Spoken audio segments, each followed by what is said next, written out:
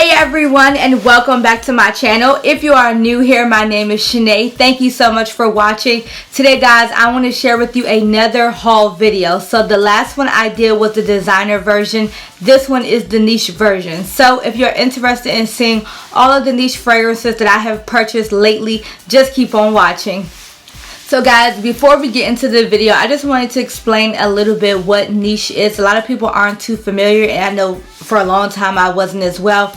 When people are referring to a niche fragrance, they're just referring to the house of the fragrance. So like if you have a particular fragrance like what I'm about to show you, so you might have Parfums de Marly. Parfums de Marly specializes in selling fragrances, unlike Jimmy Choo, where they may sell fragrances, clothes, shoes. You get what I'm saying? So they kind of sell more than just fragrance. So those are considered to be niche houses. You might think of commodity. They don't sell furniture or they don't sell clothing. They sell or specialize in fragrance. So that would be a niche house, if you get what I'm saying. So these I'm going to share with you are kind of, well, they're all niche except for one. One can be a little controversy, but it was a particular price point. But just because a fragrance is a higher price point does not mean it's a niche fragrance. Just saying that. So let's go ahead and get into the video with that. The first one I got is a small one because I wanted to try it out. This is the 1 fluid ounce, and this is Jo Malone's Mimosa and Cardamom, right? So I feel like I'm really late to this. I feel like a lot of people have had this fragrance for years and it's a staple. For me, I just never really thought about going in the store and smelling it. So one day I was actually just walking past some Bloomingdale's and I just stopped. You know, I was like, let me just see what all the hype is about. Spring is coming up. This can be good for me. And I did end up purchasing this fragrance in the Sephora VIB sale. So I did get 20% off of it instead of just paying the full price and going to the boutique at that particular time. So this fragrance, a lot of people may have it. I think I'm just late to the game. For me, it just has, well, I know it has 3 simple notes in it. It's just cardamom, it's just mimosa, and tonka bean. So very simple. In my opinion, it's not complex at all. It's not too many things to blend. It's just 3 simple notes. One thing I do get when I spray this particular fragrance, I do realize that the cardamom makes this fragrance very, very spicy. But when the dry down of the mimosa and kind of like that musk blend in together, this is a really good fragrance. Now, I will say for me, it's spring appropriate. It's very airy, very breezy. I think that's because of the mimosa note in it. I don't know why, but I just feel like when you have mimosa in a fragrance, it should be for spring or like summer. I don't know. That's just my opinion, but that's what I'm going to use it for. I'm going to use this typically for the spring. All of the fragrances that I'm sharing with you today, I'll be wearing in the spring and summer. So these aren't fall or winter niche fragrances in my opinion, but I just wanted to give you that little tip for it. This to me is a very calming and simple scent. It's very soothing. It's a little powdery in my opinion. I'm not sure if that's from the mimosa, but one thing I did say or I did know is that this cardamom definitely makes this fragrance spicy in my opinion. So because I did get the 1 fluid ounce, I think a lot of people are aware that Jo Malone fragrances do not last that long. So for me, I wanted to test this one out just to see in the future if I would get the bigger one, which is the 3.4 ounce. So I only just stuck with the 1 fluid ounce for right now. I want to see if it's going to last as long because this wasn't cheap as well. I think the 1 fluid ounce was $90. I got it on a sale, so it's a little bit less, but the retail price of it is $90. I got mine from Sephora. You can do Bloomingdale's, Saks, Neiman's. All those places have it. I do not think Ulta sells Jo Malone, but you know, your other retail stores do. So Sephora does as well if you want to go and check it out there. So I got the 1 fluid ounce, and I'll let you guys know if it sticks or if it's long lasting or if it's not worth the 3.4 fluid ounce price that they're doing. The next one I got, this was a little controversial, and the only reason why I put it in the niche perfume haul that I'm doing is because it's on the luxurious side of this collection. So this is a Louis Vuitton fragrance that I got.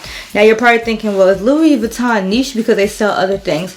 I would consider it yes, only because of for me, even though I said this isn't true, for me the price point, and because this is a part of the like exclusive line. It's not like the, you know, how other fragrances are just in their one line. No, this is part of like an exclusive line from Louis Vuitton. So this one, guys, let me tell you, I have butchered the name so many times. I had to keep researching and seeing what it says.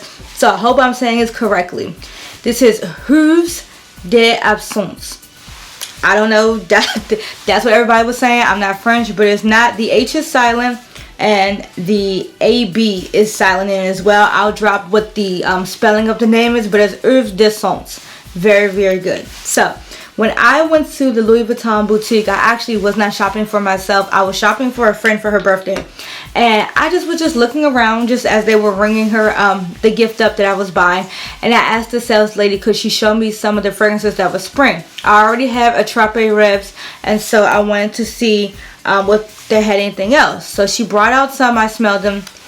Instantly when I smelled this one, I knew this was for spring. I knew it was good. So I loved it in general. And then with my other bottle of a TAIROAD, they didn't personalize it or anything like that, which was fine. But I went to this particular boutique and they personalized it and put my initials on the bottle. So these bottles are refillable. You can just take it to wherever they can refill them, and they'll do so. You can just keep the personalized bottle. So I thought that was really nice of her to personalize it for me. The notes that I have in this particular fragrance, they're really good. So I have jasmine, I have rose, mimosa, raspberry, musk, vanilla, and sandalwood. One thing I love about this as well, this is spring because of the mimosa. That's initially what I got. Airy, breezy, very light, very girly, very feminine. This is spring to me. My TAIROAD is definitely as well. That's more on a rosy side. This one's kind of like a fruity floral to me, but definitely has more of the floral notes in it as well. This is a crowd pleasing scent. For me, I'll only be wearing this in the daytime. I would not say this is a nighttime scent. It's just too light in my opinion. This is 3.4 fluid ounce. They don't have anything that I am aware of that's smaller than this, like a travel size. I'm not too sure, don't quote me. But I didn't see any. I only see just these particular bottles. I think they have bigger bottles, but I don't think they have smaller ones. So for me, I don't have a problem because I've been wearing it a little bit just to test it out. So I think, you know, my 3.4 of these Louis Vuitton fragrances are good. I don't have a problem with them being in this size. I do love that the cap on this is very luxurious. It does have the LV in it, and then it just magnetically clicks into place, so I don't have to worry about it falling off or anything like that. So I did think that was a good touch in it. To me, this is a fresh floral scent. It does have some fruit notes in it, but I take it back, I wouldn't say fruity floral. It's kind of like a fresh floral with like a hint of fruit, not too much. But in my opinion, this is really good. If you have a boutique near you, or if you can just pick up the notes and know you like this particular scent, I would say grab it. It is a little price point as well. I think it was like $2.90, something like that. So this is a fragrance that I would say smell kind of before you buy it, unless you just know those scents for you. So this one is good. Picked this up maybe about a month ago, so that's good on the LV tip. So the next one I want to share with you guys is one I'm really excited about. And there is a review video coming soon about it. This is Parfums de Marly Delina. Guys, I have smelled this almost over a year ago. No, it's about a year ago now. And I wasn't too excited about it. It smelled good. That's what I would give it. It smelled good. I was like, oh, it's a rose. It's good. I don't know what came over me, but one day I was in Bloomingdale's with a friend. And this particular scent was just there. Like, I was like, okay, let me smell it. It's on the it's on the table. Let me just pick it up and smell it, get a sample of it. This is before the pandemic. Okay, cool. Guys, this thing is so good. I smelled it for days and I just knew. So this was a while ago when I smelled it, like before the pandemic. So I'm like, okay, cool. Next thing you know, I was hooked on it and I had to wait. And then one day, you know, I was kind of in a funk. You know, I kind of get into those sometimes. And I was just like, I want to buy something. And I was like, I have the money. I saved up for it. Girl, go get your Delina. So I did. This is such an ultra feminine girly scent, guys. So with it, it does have lychee, rhubarb, bergamot, rose, vanilla, vetiver, musk, and incense. So this one to me, as soon as I smelled it, and I always said this would be a bridal scent for me. First of all, just look at the packaging of it. It's definitely amazing. It has the pretty little tassel on it, and then it has the diamond on the top of the cap. And then one thing as well, the cap just clicks into place. So I know that it's safe and secure. I can pick it up just like this by the cap. You shouldn't do it. That's just how I am. So this one, guys, I say it is just an amazing rose scent. It's not too powdery, but it just has just enough powder. It is for every season, every occasion. If you are that girly woman that loves roses, loves lychee, loves to smell fruity, floral, girly, this is definitely for you. It is absolutely worth the price, and I think everyone's kind of familiar with the price of Delina, so it kind of was something I had to save up to get. I couldn't just purchase it at that time. Just me, you know, just my pockets. I couldn't do it at the time.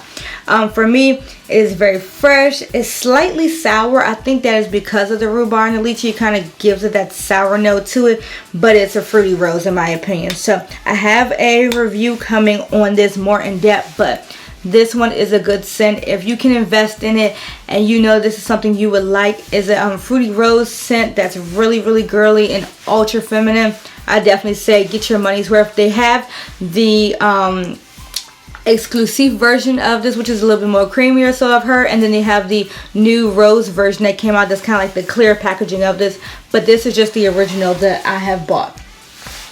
The last one, guys, right? I wasn't even in the market of getting it. Let's just say that. I don't think I was in the market of getting any of these besides just the Delina. I just be stumbling into stores and just smelling it and falling in love. This, guys, love at first sight, and it kind of surprises me that I like it this much. This is Maison Francis Kirk de Jean's, and this is Feminine Pluriel. P-L-U-R-I-E-L, Pluriel. This, guys, I'm so confused on why I like it, because once I tell you, you'll know. This is the most powdery floral I think I have in my collection, right? When I smell this one, it gives me the vibe of my Burberry blush. They're both, to me, powdery florals, but this one is just the most, the more luxurious version of the Burberry blush. I'm not saying they're similar, but, they're kind of similar, but this one is just like the more extravagant, long-lasting, blah, blah. You know, it's good. It's a little bit better than the blush version. This is really good in my opinion. It's very uplifting, and when I spray this, I initially feel like uppity, and by that I don't mean like I'm better than, kind of, sort of. I just mean like it kind of puts me in a like, hold your head up high, you know you smell good, people are going to smell you in that way. This is definitely giving RBE energy, rich energy. This is that, you know, you got a little bit of coin on you, you're having a nice dinner, you're with some good group of girlfriends, you're not looking dusty, you're looking put together. That is when I put this on, and I am so excited to wear this during these spring months. And look at the bottle. First of all, it is rose gold. It has the rose gold cap, and then instead of it having the sticker on it like the Baccarat Rouge, it just has the printing on it, so it doesn't have the sticker on the front of it. This is a soapy, powdery rose. This might be the most powder fragrance I own. I don't even know if that makes sense, but this is the one that I have in my collection. It is not for the timid, like I said. When I spray this, I know I'm going out. I can't really spray this unless I know I'm doing something for the entire day.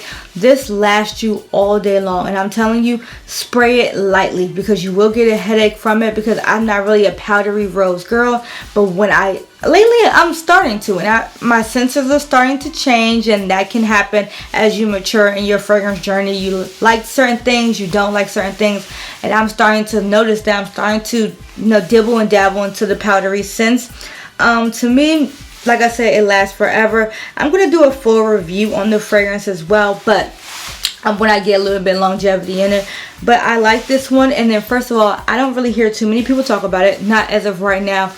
Kind of like the Gentle Fluidity Gold and the Baccarat Rouge and all of those from MFK. Those are great fragrances that everyone talks about, and I kind of like getting fragrances that a lot of people aren't too familiar with when they smell it. So that's why when I initially sprayed this, I knew I loved it because of the notes, of course, and because like you don't hear people saying, oh, I'm wearing Feminine Pluriel by MFK. Like, nobody says that. Nobody around here that I know says that. So that's why I really wanted to pick it up as well.